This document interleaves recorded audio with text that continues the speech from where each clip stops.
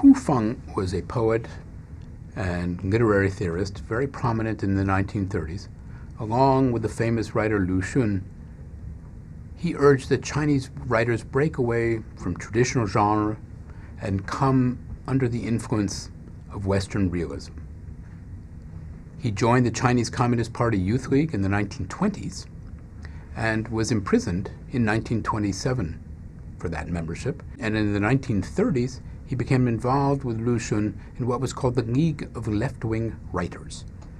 He wrote about China's social problems, as others did in that group, in a realistic manner. Hu Feng was praised by the Chinese Communist Party for his protests against Kuomintang censorship and political control. But what was praiseworthy in the 1930s was no longer in vogue under the People's Democratic dictatorship of the 1950s.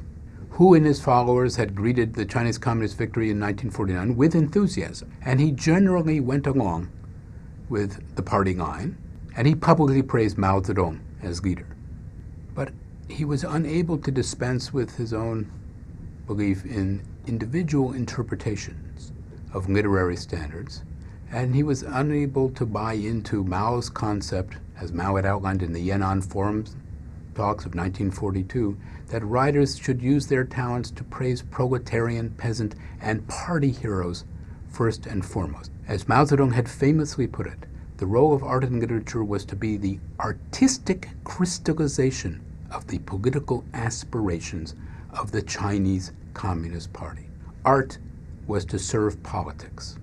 According to Hu Feng, he said that these talks were probably useful in Yan'an, but they won't do now. He was accused of calling Mao's talks a completely formalistic, mechanistic way of looking at things. I believe, he said, we should write of suffering, of happiness, searching, and imagining. He was not a great believer in socialist realism.